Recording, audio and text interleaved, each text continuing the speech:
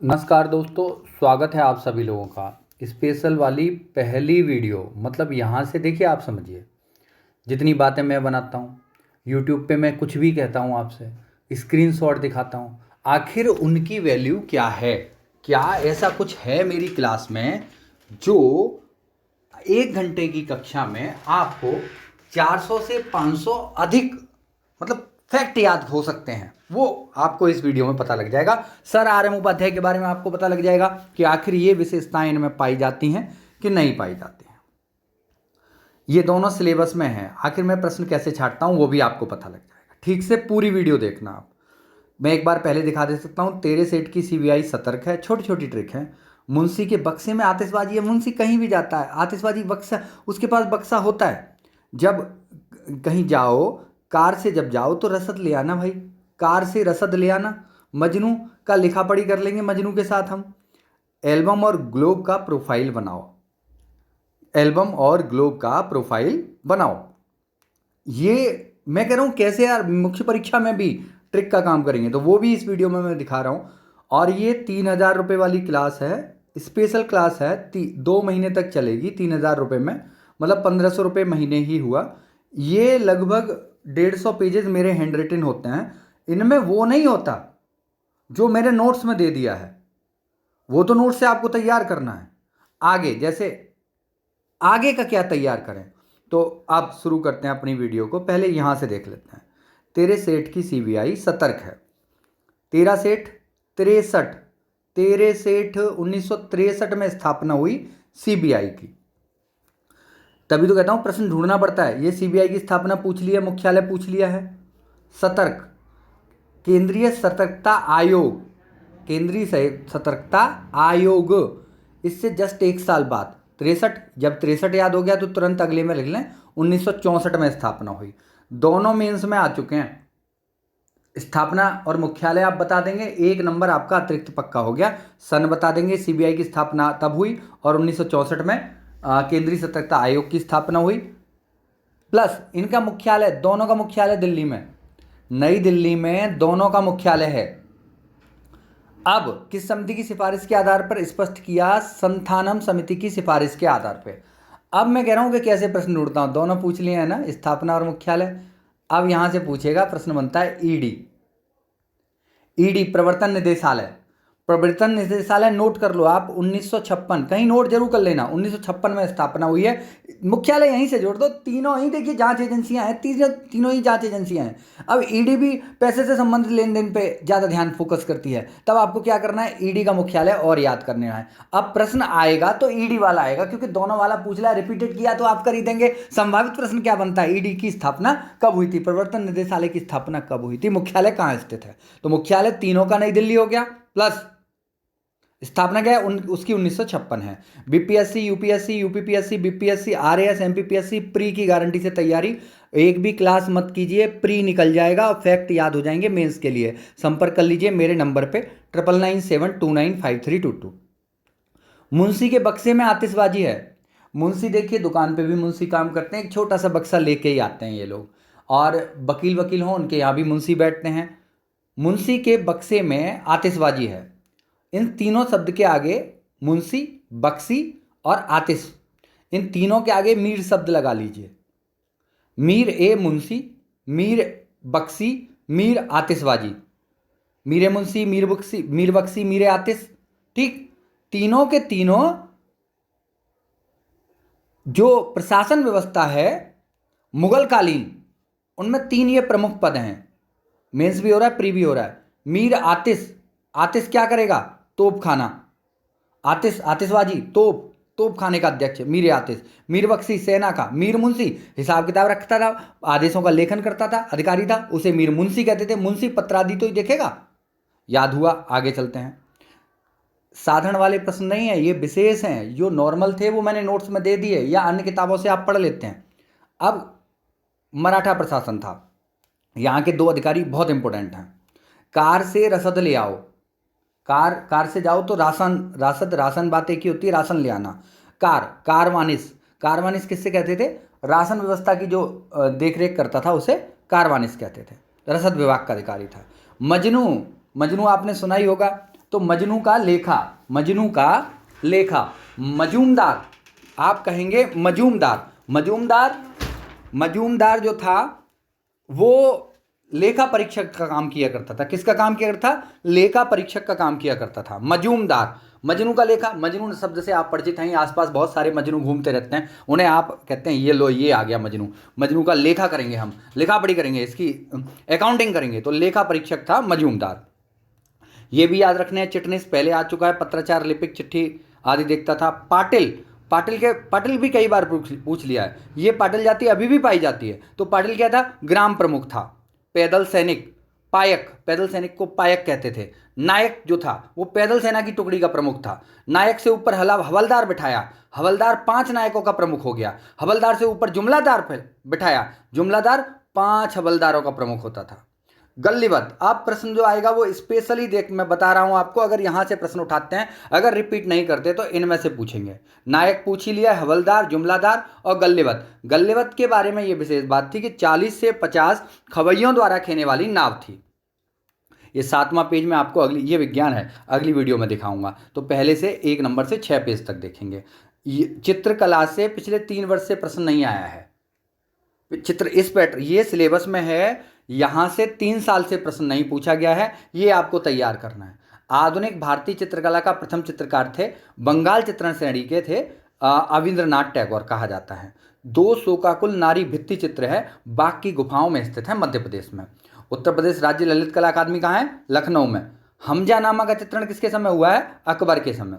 यूरोपीय पद्धति पर धार्मिक चित्र, राजा रवि वर्मा। यूरोपीय पद्धति पर प्रथम बार भारतीय धार्मिक चित्र बनाने का श्रेय जाता है राजा रवि वर्मा को। गजगामिनी एक पेंटिंग का नाम है, M.F. हुसैन की है। चित्रकला के 6 अंगों का सर्वप्रथम वर्णन, देखिए बिल्कुल बिल्कुल विपरीत है। चित्रकला के 6 अंगों का सर्वप्रथम वर्णन मिलता है कामसूत्र में, वात्स्यायन वाली में।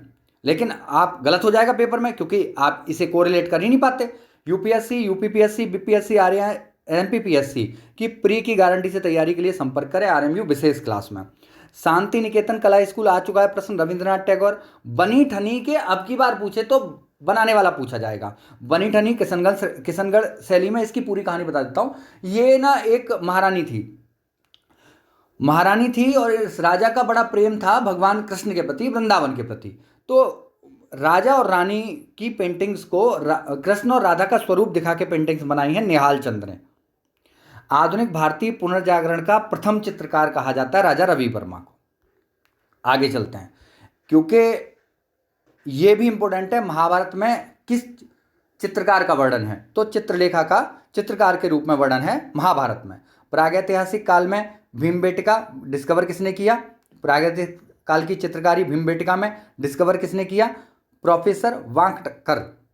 मौर्य काल में प्रशासन, ये प्री और मेंस दोनों के लिए काम करेंगे। आगे की पूरी वीडियो थोड़ी बड़ी है, इसलिए बड़ी बना दी गई है कि हमें ये बताना है आपको कि आखिर हम पढ़ाते कैसे हैं।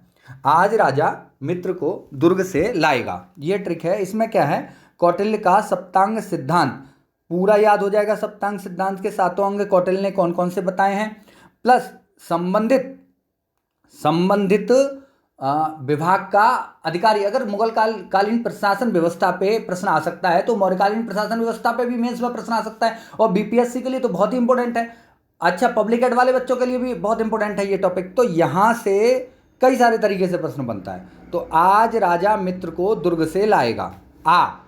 अमात्य, अमात्य होते थे जनपद माटा, फिर राजा, फिर मित्र, फिर को से कोस, फिर दुर्ग, फिर से सेना, दुर्ग, कोस, मित्र, राजा, जनपद, अमात्य, कुल मिला के 7 अंग बताए थे कौटिल्य ने। किसके?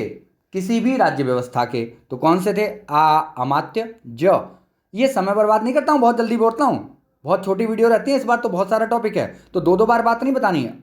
अमात्य, जनपद, राजा, मित्र, कोस, दुर्ग, सेना, ये सब।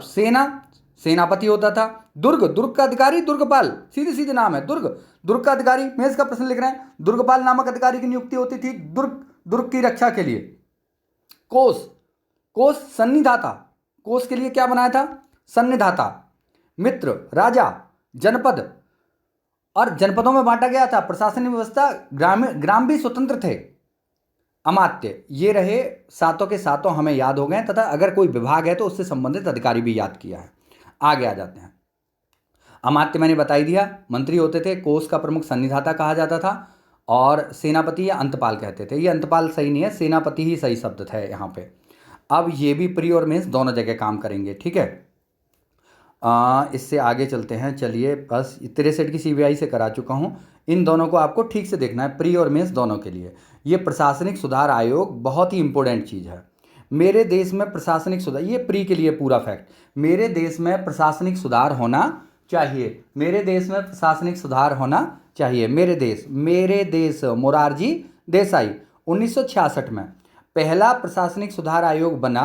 1966 में इसकी अध्यक्षता की मोरारजी देसाई ने। अब प्रशासनिक सुधार का मतलब प्रशासनिक सुधार दूसरा वीरप्पा मोइली ने अध्यक्ष। वीर जी घर में बोलते हैं, बड़े भाई को बोलते हैं, लड़कियां बोलती हैं वीर जी। तो वीरप्पा मोइली इसके अध्यक्ष थे। 2005 में प्रशासनिक सुधार आयोग दूसरा बना था, दूसरा और पहला। सन याद कर लीजिए, अध्यक्ष कौन थे ये याद कर लीजिए। और के हनुमंतैया को तब अध्यक्ष बनाया गया था जब मोरारजी देसाई मंत्रिमंडल में शामिल हो गए थे, उप प्रधानमंत्री बन गए थे, तब के हनुमंतैया को इस प्रथम प्रशासनिक सुधार आयोग का अध्यक्ष बना दिया गया था। यह भी आप दिमाग में रखिएगा। इससे आगे चलते हैं। यहाँ पे मेंस के लिए क्या याद रखना है हमें, इनकी सिफारिशें याद करनी होती हैं। क्या याद करनी होती है? सिफारिशें। बेटा, मंत्रियों और राज्यपालों को लोकपाल बनने का अधिकार नहीं है।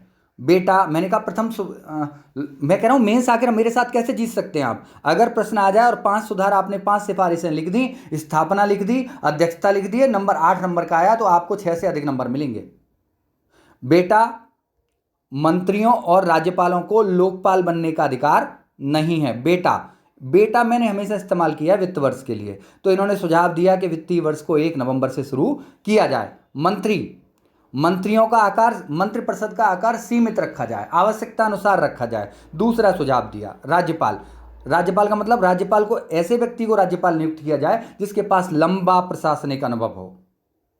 लोकपाल की नियुक्ति की सिफारिश की गई प्रथम प्रशासनिक सुधार आयोग द्वारा। अधिकार नहीं है, यह भी सिफारिश की गई कि सरकारी कर्मचारियों को हड़ताल करने का अधिकार न दिया जाए। इससे आगे चलते हैं। द्वितीय की भी सिफारिशें याद करा देता हूं। द्वितीय की स्थापना कब हुई है? वीरप्पा मोइली की अध्यक्षता में 2005 में। आपदा के समय नागरिकों की नैतिक समीक्षा होगी या करो।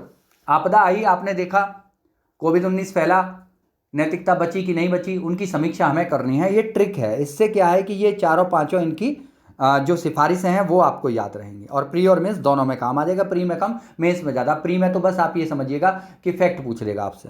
आपदा के समय नागरिकों की नैतिक समीक्षा करो। आपदा प्रबंधन की व्यवस्था की जाए, ऐसा सुझाव दिया द्वितीय प्रशासनिक सुधार आयोग ने सरकार को।